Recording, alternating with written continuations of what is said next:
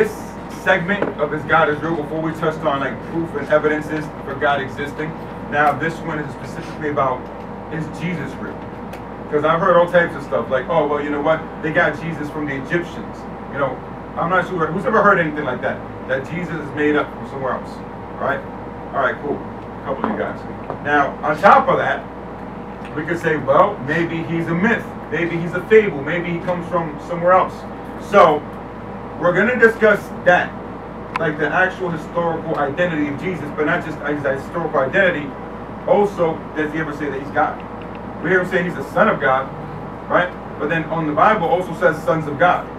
And if you talk to a Muslim will quickly say, well, Jesus never said that he's God. Never point to where he says he's God. Listen, literally they say this. Point to where he says he's God and I will convert. That's real. That's real. So, we're going to go into that. Does Jesus say he's God? On top of this, does Jesus say he's God? Was he real? Does he say he's God? And can we actually take the resurrection as a real event?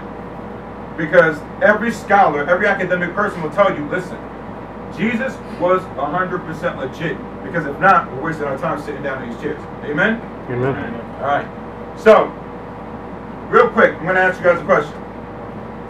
This is the kind of argument that you would typically get from Jesus, from the Jesus perspective. Brenda, is your mom real? How do I know that? Because what? How do I know? How do I know that's your mom? I exist. Because you exist? No. Can you show me a picture of her? I don't know that's your mom. Would I lie about How do I know you did a Would screenshot? I lie about it? You didn't. You probably got like Kim Kardashian's mom, right? Point is that you have to provide a certain amount of evidence and proof to say that that is actually your mom, right? That your mom is 100% real, correct? Yes or no? Because I'm going to keep asking you these kind of questions, and then the burden of proof just keeps going higher and higher and higher. And I'm like, yo, if that's your mom, give me DNA, right? Can you give me DNA? No, I need it right now, though, right? If I ask for DNA, I need it right now. And this is the thing: people tend to try to force us providing evidence and proof when the burden of proof is really on them. It's not like, yo, is Jesus real? Is God real? Prove to me that he's not. Give me the evidence that he's not real. I don't want to hear that he's not. Trust me, I know. I've had my encounter. Oh, maybe you just a little bit crazy. That Holy Spirit, you probably had something in your punch or something, right? They probably spiked their drink, you know. But we know with historical figures they tend to exaggerate, correct? Who thinks, for better example, who believes Christopher Columbus did not discover America? Now, Christopher Columbus obviously didn't discover America, but guess what? They end up pushing that on us. They push it in our history books, they push it in school, they push it everywhere. He discovered America. Who discovered America? Does anybody know? Vikings. History class. Viking. There's a name that people tend to give credit to, and it actually like sounds similar to America. It sounds like America. America. Well, technically, yeah, Native Americans discovered America. They lived here. But no, who's ever heard of Amerigo Vespucci? Oh, yeah. Right? Amerigo Vespucci. But then, wait a minute. He didn't discover America. He did not discover the United States, the mainland. So, who discovered it before him? There's evidence that the Vikings were here. Why? The Vikings came here. There's evidence.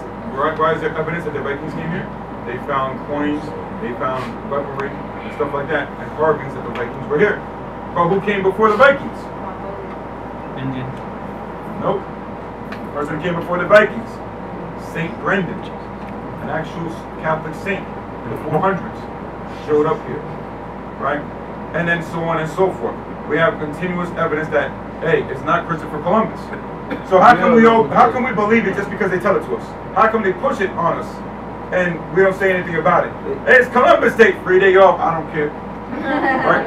Who enjoyed Columbus Day because you had a day off? I do because I teach it. It's still gonna be a day off. Right? Right, Mercy? You don't mind it.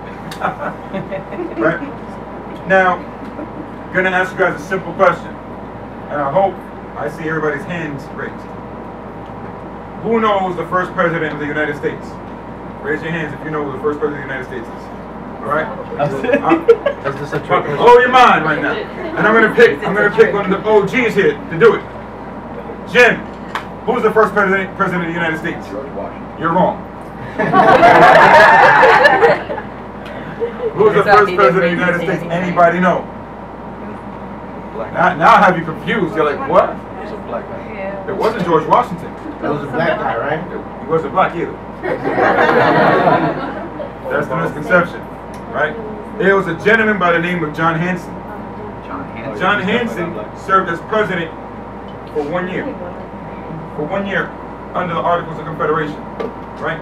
In 1781 to 1782, before George Washington ever became president, he was the president.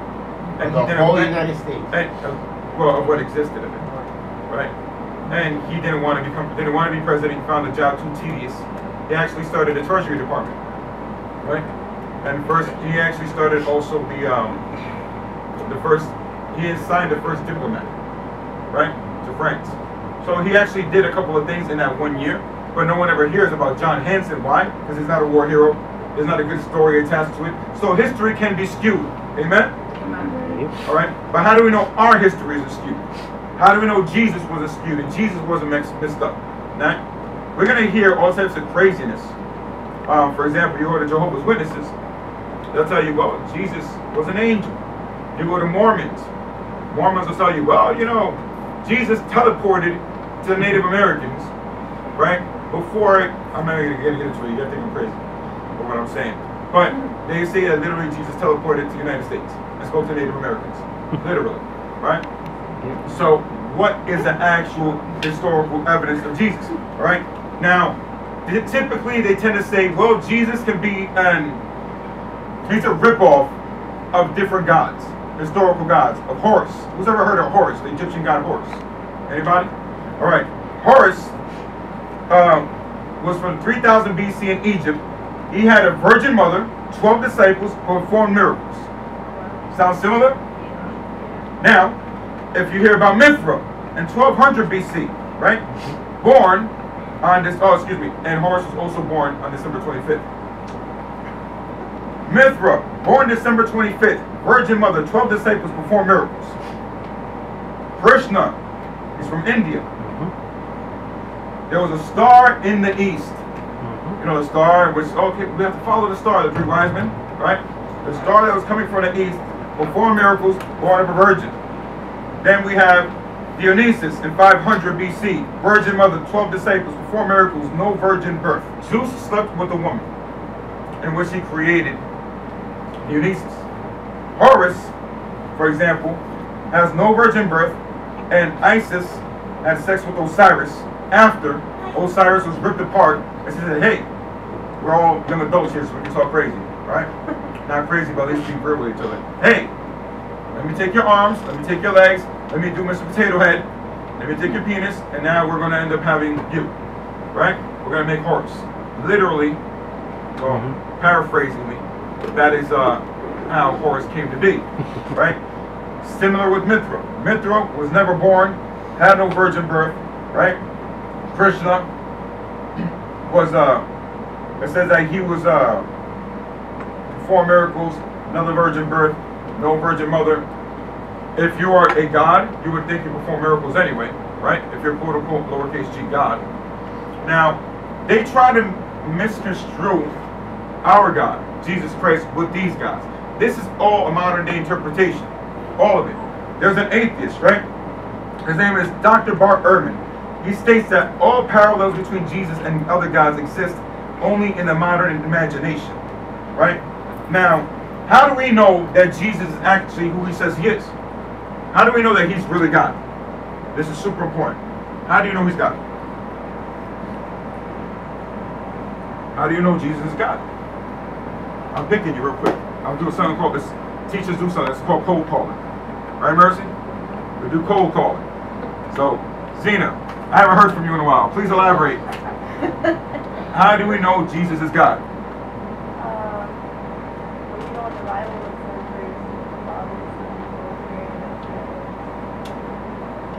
but he's the son of God. There's a lot of sons. Is he not the son of God? Is he not a son of God? Is he not? Am I not? I'm assuming we're sons of God, right? Right? Are you a princess of God? Yeah. So how do we know he is the actual legitimate son of God? The only son of God. The true son of God. Hard, right? How about you?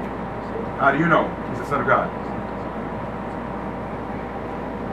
Listen, you can't take him on Maury. You can't DNA test him.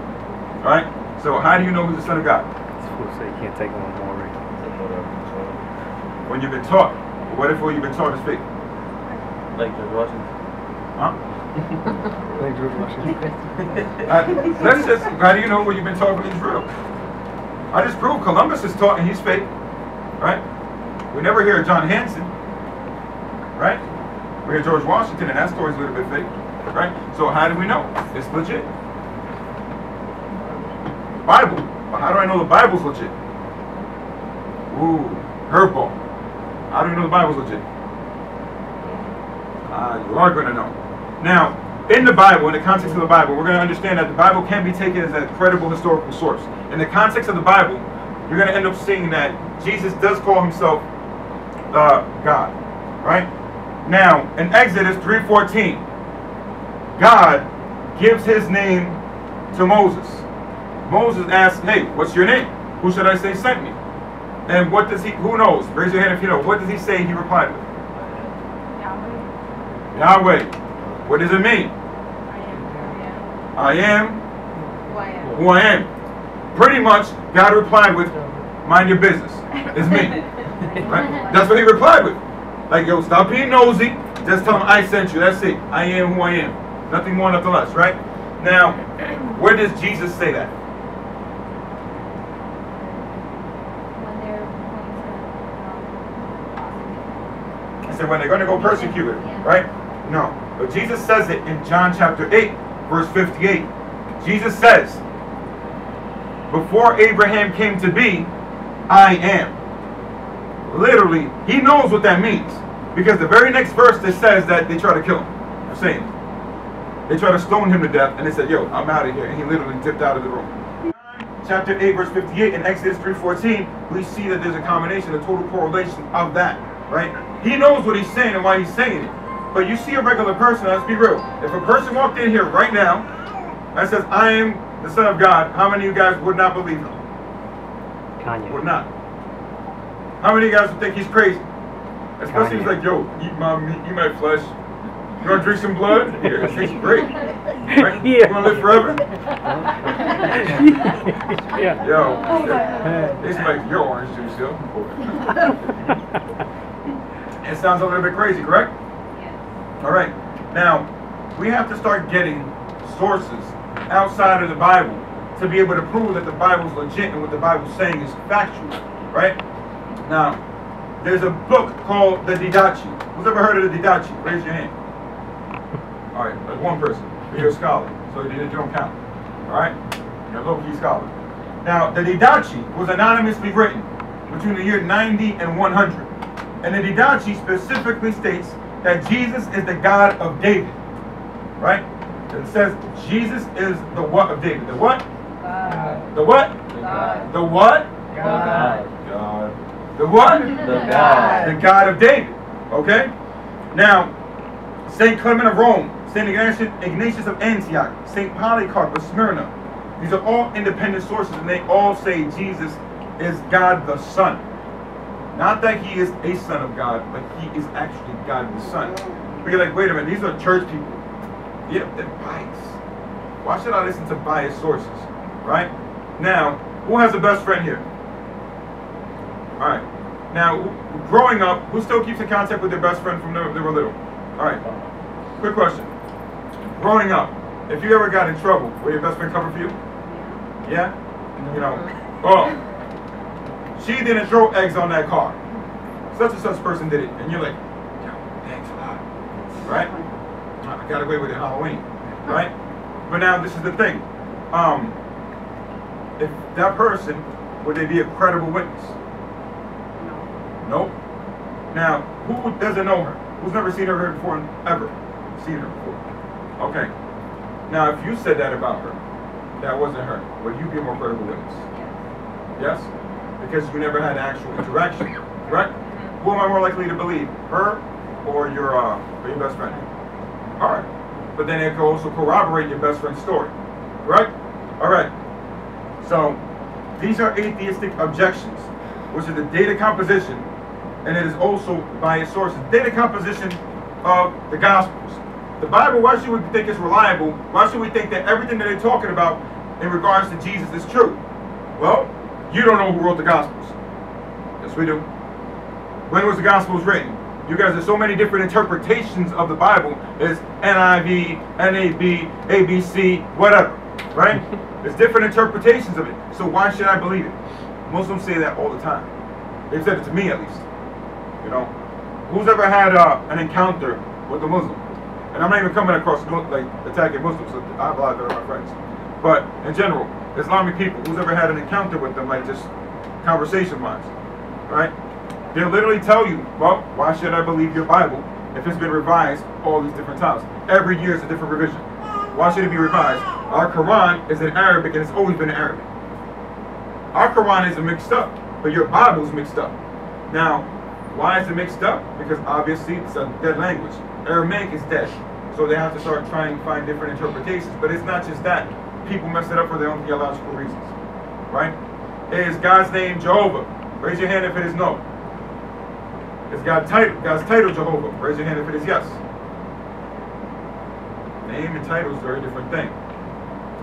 Lord, Adonai, Elohim, Jehovah, they all mean the same thing. It's a title, saying Mr., Mrs., right? These are titles, doesn't necessarily mean it's a name. But because we misconstrue this, we misinterpret language, that's exactly why we believe that the Bible is incredible, right? So, what ends up occurring in regards to our biased sources, we don't have the real data composition. We don't have a date that says, well, what year was this written? Thanks be to God through not just tradition, but through history, written history by people that shed blood for the church. It shows us that, guess what? St. Matthew's Gospel, written in the year 50, 17 years after the crucifixion of Christ. Who's 17 years old? I hope nobody is. Right? Who knows a 17-year-old? A whole bunch of them. Right? Now, within someone's lifetime, within your lifetime, it was written. If you saw something, especially the older people in the room, who could think back to 17 years ago? Right? Who could think back to 9/11? That was 17 years ago. That was. I could think anyone that lived around that time could tell you exactly where they were during 9/11. Correct? Jim, where were you during 9/11? I worked in White Plains. Huh? I worked in White Plains. You worked in White Plains. Mercy, where were you? At my classroom at Hostos. The classroom at Hostels. What were you doing when you found out the news? I was actually helping somebody with a computer issue.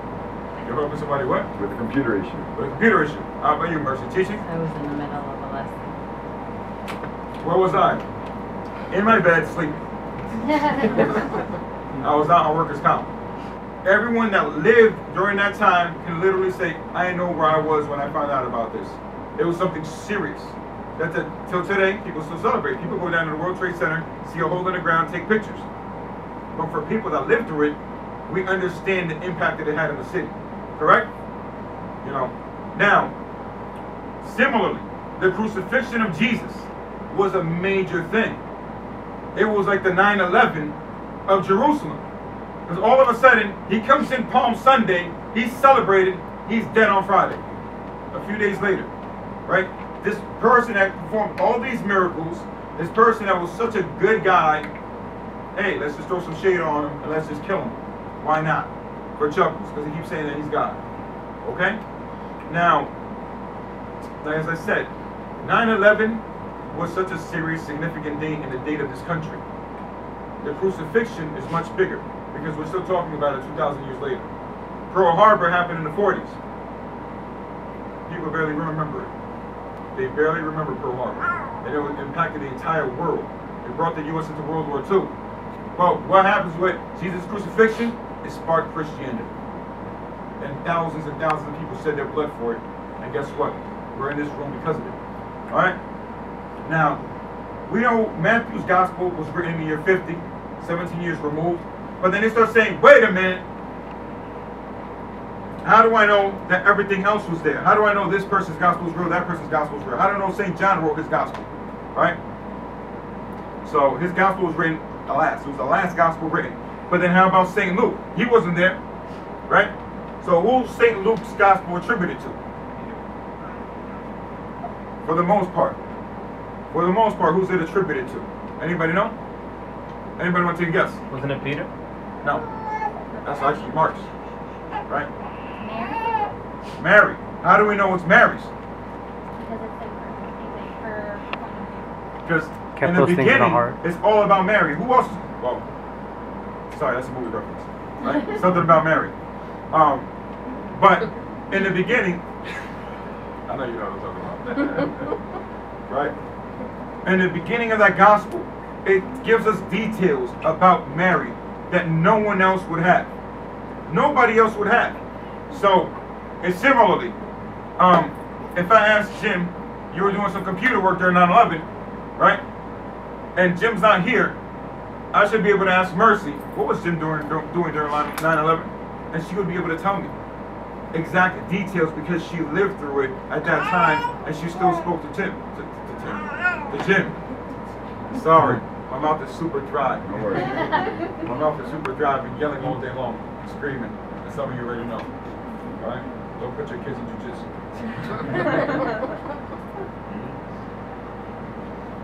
Now,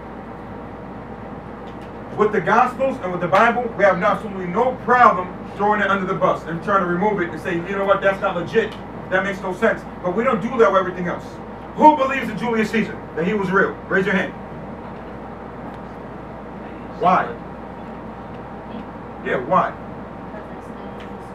Studied in school. Why? I studied Columbus in school too. Right? The annals of Julius Caesar, the copies were discovered 1,000 years after Julius Caesar died. The Gospels of St. Matthew, 17 years. The Gospel of John, the year 80. The Gospel of Luke, in between those 2 years, but then you also have the writings of Paul, which were in the years 50 to 60 roughly, within that decade, right? And we know that specifically because of the details that he gives within his letters, right, and the epistles. Okay, so ours is more legit in regards to chronological order, as opposed to someone like Julius Caesar, but we don't ever question Julius Caesar. So why are you going to tell me if Julius Caesar's cool in school? Right? Sorry, I'm around. Wait, see? Yeah, I feel you. I feel your pain. Right? I know, I'm awesome. Right? Julius Caesar, we don't ever question that, but we'll question Jesus dumb quick. Right? Should I be able to question your relationship? Why not? Why not? Why should I question your relationship? You're literally cuffing right now. So why should I question your relationship? You have no answer.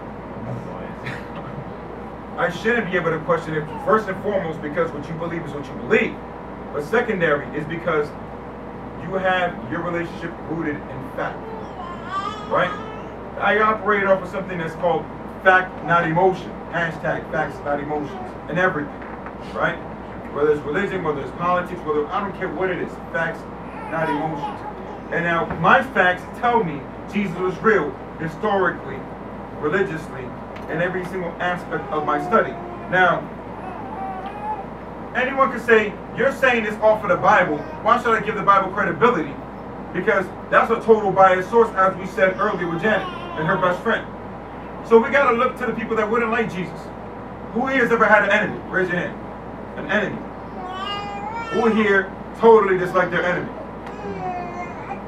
Who here, even though they're not your enemy, you still don't like the person? I thought I had to think about it real quick. Right? Now, would you ever write flattering things about, oh, that person's the sweetest person in the world? If you would never write something like that about a person, right? Raise your hand if you would never do that. To the enemy? About the enemy. Wait, what? You would never do that. Who would write flattering things about Bin Laden? Who would not? His mom. Better yet, who would not write flattering things about Trump? That's usually an easy one for people, right? Me, I don't care. That's none of my business. If you have an enemy, and Trump's not my enemy, real quick, you need to make that very clear. All right? Yeah, real quick. If you have an enemy, the last thing you want to do is try to look at them in a positive light. What you would really want to do if you have an enemy is totally destroy them. Wipe them off the face of the earth and you never hear about them again. Right? Especially if they were crucial to your existence. If let's say someone tried to kill you. God forbid. God forbid. Right? There's something called total war. Right?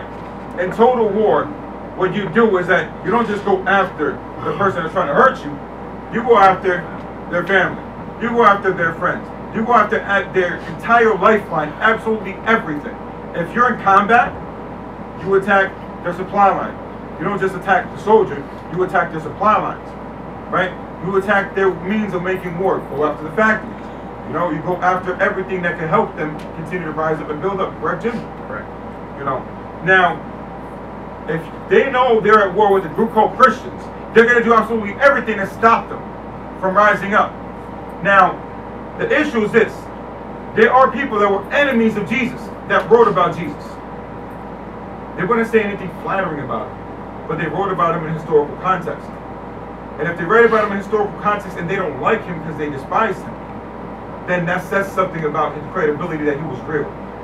How many sources do you think that we have stating that Jesus was a real person? Historical. 300? Nah, we don't have the Spartans, bro. Right? How many do you think? More than 50? No. There is a 5 in there, though. No. There's altogether there's 15. It's 15. But we only take 5 as completely non-biased, and we put them under the microscope. And 2 of them hold a particular weight to it. Right? Tacitus. He was a Roman proconsul of Asia. Tacitus specifically despised Christians. And Tacitus writes this. Right? Therefore, to squash the rumor, Nero. Who's ever heard of the Emperor Nero? Right? Roman history. Right? He's talking about one specific emperor that we never debate about his existence. Nero created scapegoats subjected to the most refined tortures, those of whom common people called Christians, a group hated for their abominable crimes. Their name comes from the Christ, who during the reign of Tiberius is another Roman emperor that we do not ever question, during the reign of Tiberius had been executed by the procurator Pontius Pilate. Where do we read Pontius Pilate? Church. Someone said it, raise your hand. We're in school right now, baby. By the way, this is how I teach. This is my teaching style. What do we hear about Pontius Pilate? The Bible. You gotta raise your hand, girl. The Bible. Absolutely. Right? So we hear about Pontius Pilate in the Bible. Now, this goes to show that Pontius Pilate, there's no question that he existed. Why? Because it comes from a totally non-biased, independent source that is an enemy of what we believe to be our biased belief, which is Christianity. Right? Okay. Then it also says, Pontius Pilate, suppressed for the moment, the deadly superstition broke out again. What was the deadly superstition that he's implying happened? That Jesus died and rose from the dead. That is what he's implying. Broke out again, not only in Judea, the land which it originated this evil, but also in the city of Rome. So he's trying to say this entire thing about this guy, there's a Christian Christ, right? About him dying and rising, it started in Judea, it got brought down, and now it's breaking out all over again, not only over there, but also over here in Rome, right? We also have Josephus. Who's ever heard of Josephus? Josephus is a Pharisee. Who's ever heard of that word Pharisee? Right? A Pharisee, pretty much, is a religious hater. Who knows religious haters? I'm pretty sure everybody in this room is going to be like, yo, man, I know a bunch of them. Right? other than saying that they were religious haters, all jokes aside, they were pretty much the teaching authority and the authority overall of the Jewish faith. All right, there's something called the Sanhedrin. The Sanhedrin was the governing body. We have something called a magisterium, which is the teaching authority. Right, the teaching authority, the magisterium. We have the College of Cardinals. We have a hierarchy with the Pope. Right, who's directly under Pope. Who's the Pope's boss? Pope's boss, yeah, God, Jesus. Right. So we have Josephus, and Josephus was a complete enemy of Jesus and Christianity, born in the year 37. So he's born 4 years after. Would he be raised with this knowledge of Jesus by his parents, so he doesn't get brainwashed by Christians? Yes or no? Absolutely, absolutely. Who was? No one here. Thank God. I was going to ask who was born after 9/11, but nobody here. All right, but Josephus writes, having such a character, Aeneas, thought that with Festus dead, Albinus still on the way, he would have the proper opportunity. Convening the judges of the Sanhedrin, he brought before them the brother of Jesus, who was called the Christ, whose name was James, and certain others. In the Bible, we hear that Jesus has brothers. Protestants will say, yeah, Jesus had brothers. Catholics will debate that he doesn't. There's one specific word in Greek called adelphoi. Let's all repeat it. Adelphoi.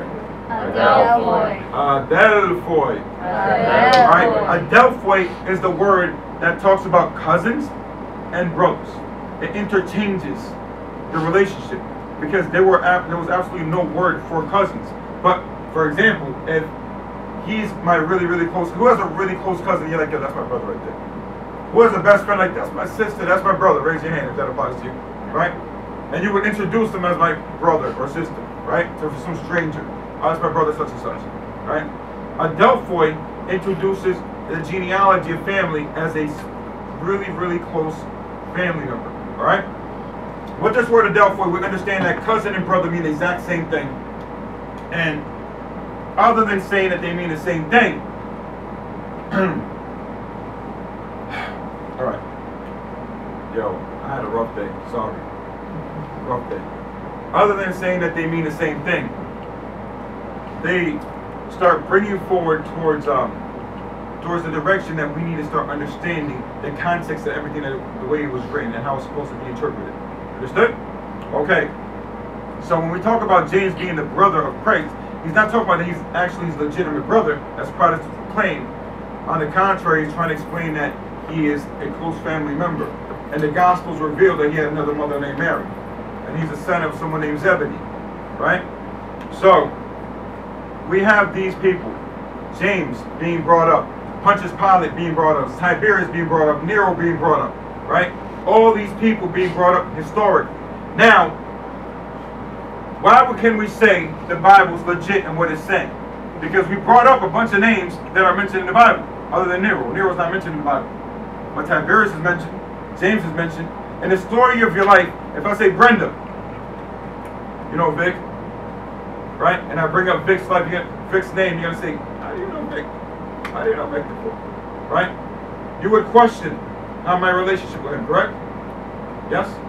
Alright, if you were to question my relationship with him and I'm able to give you some sort of proof that I actually knew him, would he take me as a more credible source? Yes? Okay. Now, we should be able to take the Bible as a credible source because when you're studying criminology and you're investigating somebody, right, and they're trying to build a case against you, there's something called circumstantial evidence. Who's ever heard of that? Anybody ever trying to study law? Right? Well, circumstantial evidence means that you can get locked up even if they don't have 100% proof about what's going on with you, right? When you're doing something really, really bad and you're dealing with like organizations, they tend to do something called a RICO case. Who's ever heard of RICO cases? Right? Jim's like, I watch Law and Order, I know. Right? So they tend to do something called RICO cases. And in these RICO cases, they try to pretty much imply that you have an association with this specific organization. Right? They try to build something against you without an exact saying, this is his fingerprint, I saw him there, just based off of affiliation. Right? You know the saying, you are like, what is the saying that goes in regards to friendship? Show me your friends and I'll show you who you are, kind of thing. All right? Now, in regards to circumstantial evidence, the Bible, especially the writings of St. Paul, gives us the circumstantial evidence that we need to be able to say we should take it legitimately. Now, in Paul's writings, especially in chapter 15 of the Gospel of 1 Corinthians, he specifically starts naming people. Now, if you're a police officer and there's a car accident, who's ever witnessed a car accident? Who's ever supposed to talk about something crazy that happened, like, oh, I saw that happen, that car accident was horrible, all right? Better yet, if you knew of something that happens with a little kid and you had information to try to help this little kid, how many of you guys would speak up? Absolutely. Let's say a little kid, God forbid, gets hit by a car. You're going to say this little kid was crossing the street, that guy was driving all crazy, speeding. You're going to give details, right? And give names if you can. Now, in regards to giving these names and details, 1 Corinthians chapter 15 does that for us. He specifically starts naming people. He says, he came to me, meaning Paul. He came to Paul. He came to Peter. He came to James. He came to all the other apostles, right? He came and appeared to 500 other people. It's not saying that he appeared to 1, 2, 3, or even 10. 500. Now, if you have 500 witnesses and you're a police officer investigating, would that give you some more credibility to fill in the entire story? Yes or no? Absolutely. All right. Excuse me. Good job, man. Right.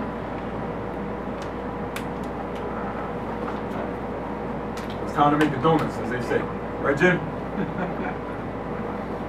So, you start building your circumstantial evidence based off of these people. If the Gospels are telling us that Jesus did die and did rise, and Paul is saying all of these people saw him, why shouldn't we be able to believe what the Gospels are saying, especially given the fact that Paul's writings still exist today?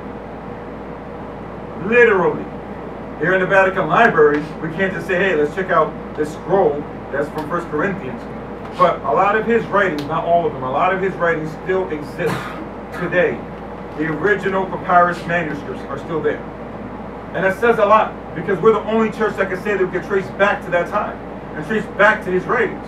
And yes, our church is flawed and our church is messed up, but our church is the truth. Amen? Amen. You know, we're the truth.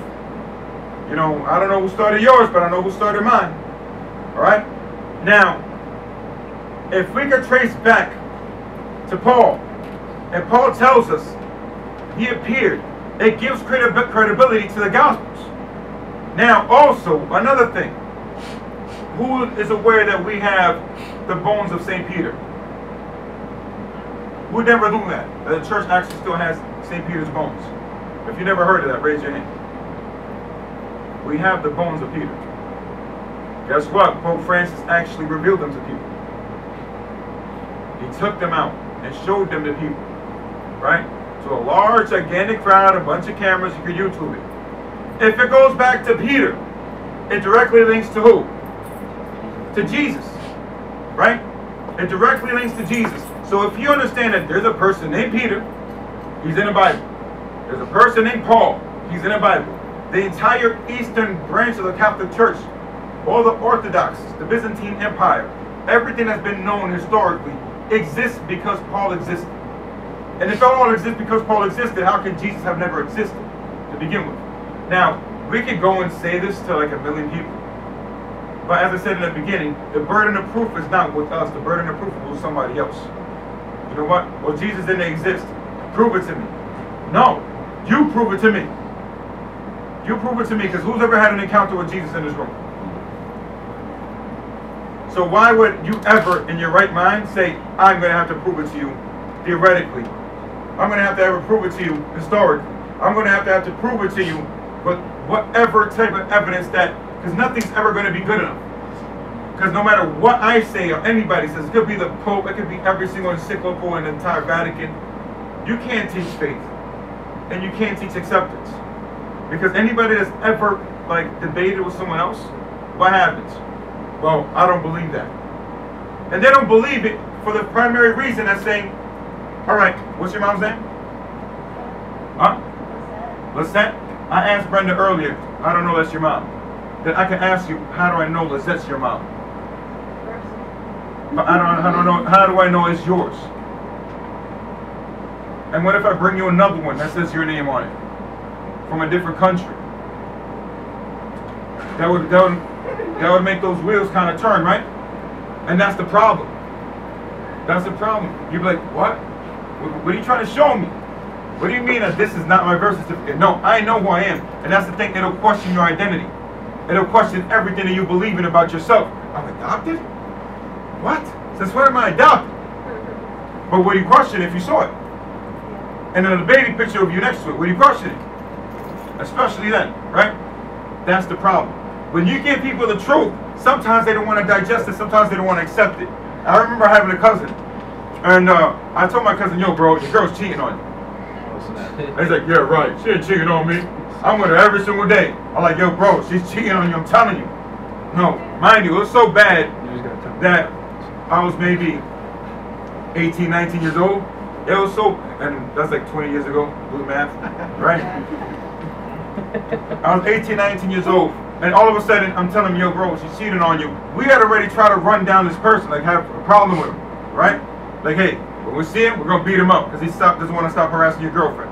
All this other crazy stuff, until one day I saw the kid, and I was like, yo, what's up bro? What's up, what's going on? I put my hands up, he's like, yo, what are you doing? I was like, yo, you trying to mess with my cousin's girl? That's not his girl, it's my girl. I'm like, yo, roll the pump the brakes. What did he just say? Mind you, I had my hands up in front of his face and everything, because I didn't want to just sucker punch him. And he's like, that's my girl. Like, what? He's like, yo, that's my girl, that's my girl. Your girl? How is she your girl? Yo, if you give me 4 minutes, I live in that building right there on the 2nd floor. I swear to you, I'll come down and I'll give you proof. Now me, I'm like, I don't know if I should do it, because he'd probably come down with like a weapon or something. But I was like, all right, go ahead. He crosses the street, and I'm thinking he may come down with a weapon or call his friends to come beat me up, right? Because like the way I confronted him. Comes back with the bag. In the bag, a bunch of pictures. He has, what's the name? Those little movie theater pictures, and it's time stamped, right? He also comes back with a bunch of underwears. Oh snap, yo! have to do that. And I was just like, yo, this is crazy. This is some horror show stuff. You can't make it up. I'm not even lying, right? I'm like, this is crazy. So he comes back with all of this stuff, and then I'm like, yo, I get on the phone, dude, you need to come over here. I'm standing next to such and such person, and they're showing me proof that your girl's actually been cheating on you the entire time, and cheating on him, and saying that he, pretty much, when she kept telling my cousin he's harassing me, she was saying the same thing to him. And no matter how much proof I gave my cousin, he showed him the bag, he showed him the underwear, showed him the pictures, he still didn't want to believe it. And I'm like, yo, you are something. Yeah, I'm like, you're crazy. It took him a little while because he was in love with the person. He was with the person for 2 years. I lost a friend over that. And we even fought each other. Me showing him, I showed him and everything. So I learned from that I would never tell nobody nothing. I just love my friend. Like literally. Like I could be watching her do something and I just be like, and I'll chill with him the next day one more time. And that's the thing. No matter what, sometimes it's just too difficult for a person to accept because it's going to destroy your identity, right? If you are an atheist, for example, and I give you this evidence, God was real, Jesus was real, Jesus said he was God, all these people said he was God, there were witnesses to the resurrection, and it's all accounted for because the Bible is a legitimate historical source, not just a source of faith, because there's a bunch of different things in the Bible, poetry, eyewitness accounts, prophecy, all types of different stuff, because it's more of a library, it's not a book. If I give you all of this stuff, if you still say no, what can I do? But if he still keeps trying to push it on me, that he's not real, Jesus was never real, Jesus was never God, the only thing I can do is say, you know what? No doubt, I appreciate it. I'll see you later, man. God bless you. Peace. That's it. What am I going to do? I can't stop it. I can't stop. So ultimately, we can be armed with truth. Because I remember that when I first came to church, And I was asking people questions like, how do you know this? How do I know this? How do I find this out? No one could ever tell me. And I was like, I need to find this stuff out for myself, because if I don't find out for myself, I can't watch YouTube all day, because everybody's arguing about Jesus. So I don't know, this guy's telling the truth and this guy's telling the truth. You have to look into the sources. You can't go backwards in time. So for example, when it comes to like something like politics, remember what I said earlier was like Trump is the enemy, right? If I say that to my sister, she's gonna jump for joy like, yeah, I hate him, right? Who knows people that hate Trump? Raise your hand. Who knows people that like Trump? Raise your hand. Exactly. Exactly. But this is the thing. Everything has to be able to coincide with a fact. If you're telling me your mom's name is Lizette, you're gonna have to back it up. If she's telling me she knows Vic, other than the fact that she's sitting next to him, you're gonna have to back it up, right? Our church is the only one that can back it up. You can't tell me from your position of disbelief that, you know what, I don't believe in God, I don't believe in Jesus, I don't believe in that. Prove it. And it's just that simple. Alright? With that being said, I conclude. There we go. Caso cerrado. Wait.